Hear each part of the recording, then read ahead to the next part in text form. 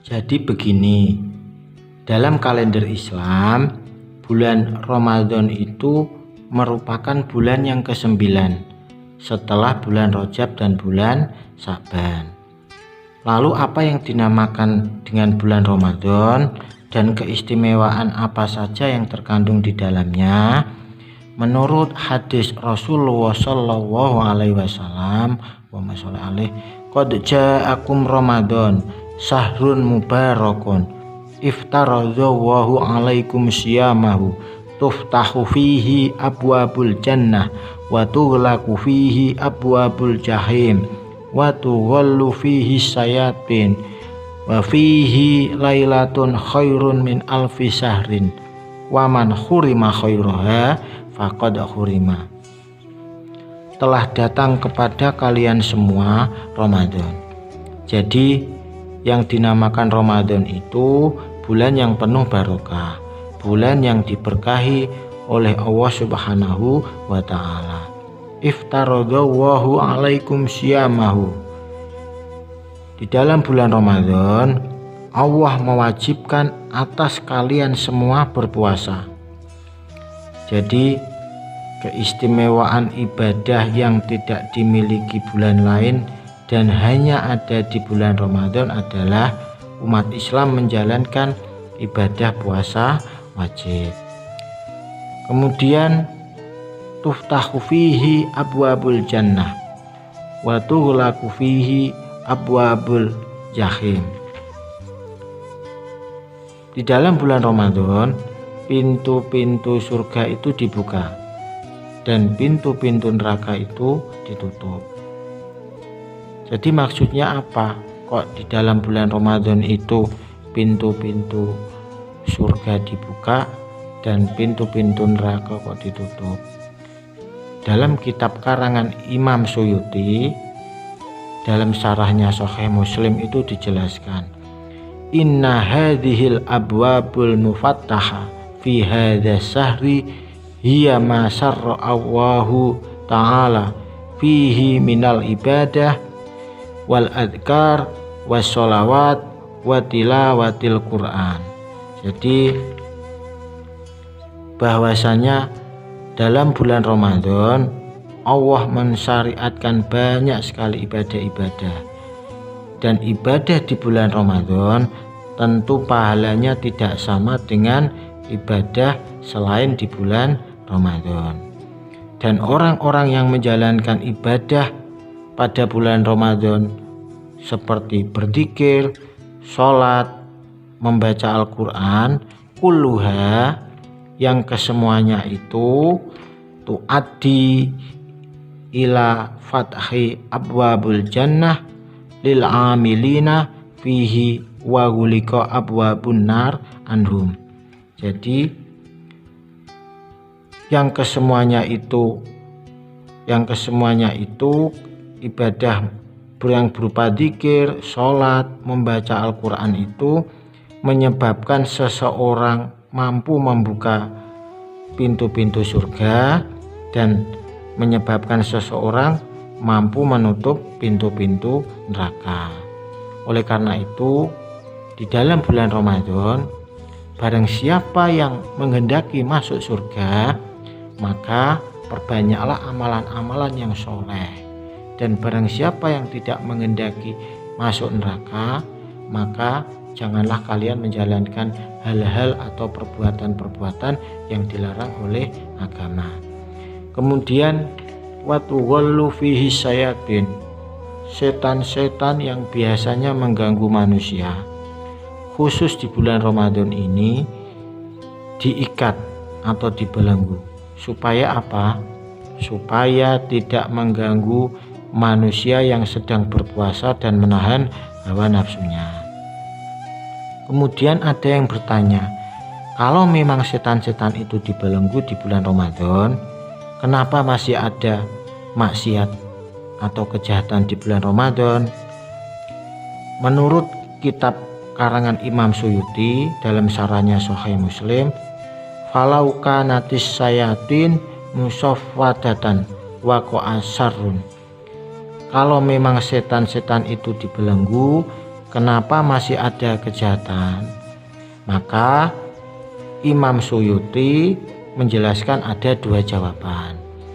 Jawaban yang pertama, ahaduha innama yughallu aniso imina sauman khufidha ala surutihi wa ru'iyat adabuhu.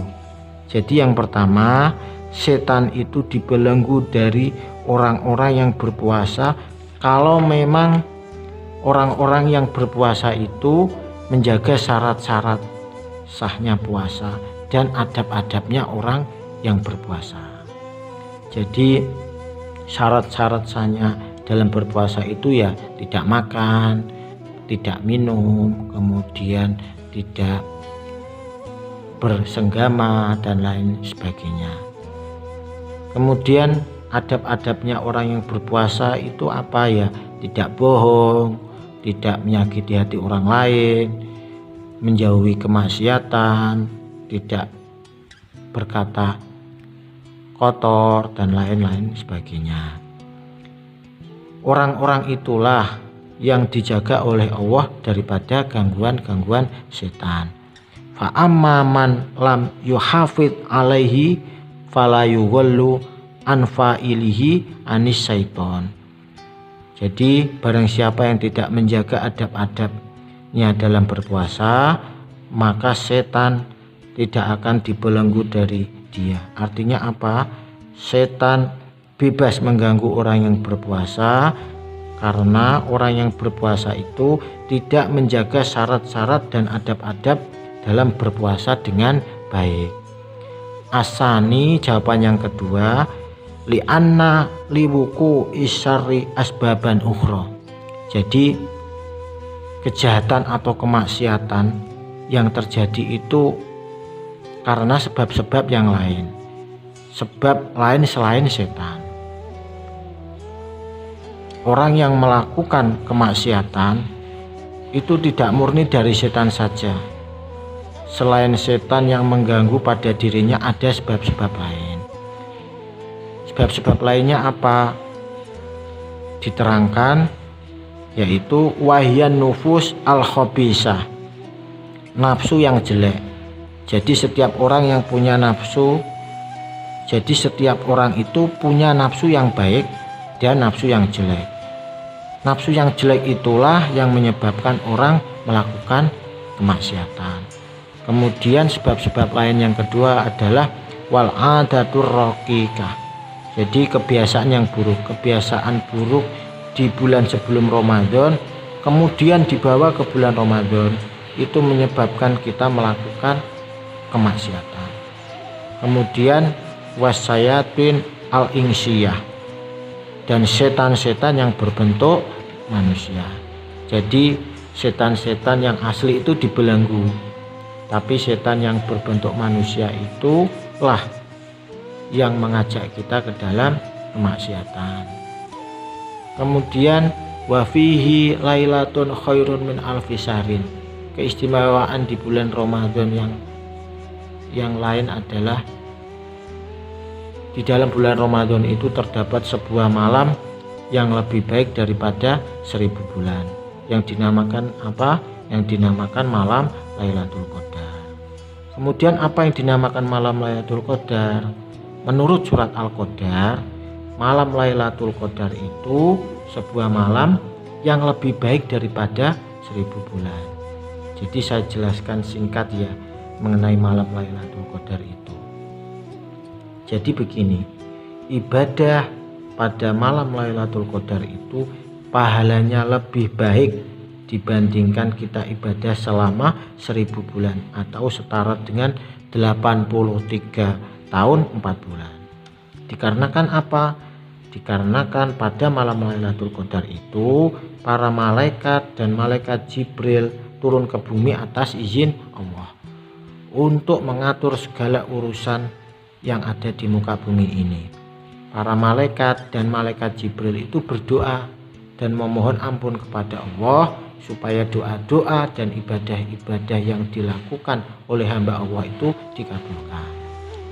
Lalu kapan waktu malam Lailatul Qadar itu?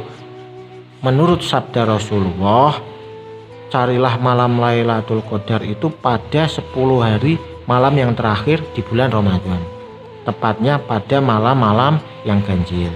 Jadi malam Lailatul Qadar itu diprediksi akan muncul pada tanggal 21, kemudian 23, 25, 27 dan 29. Waman hurima khairoha faqad hurima.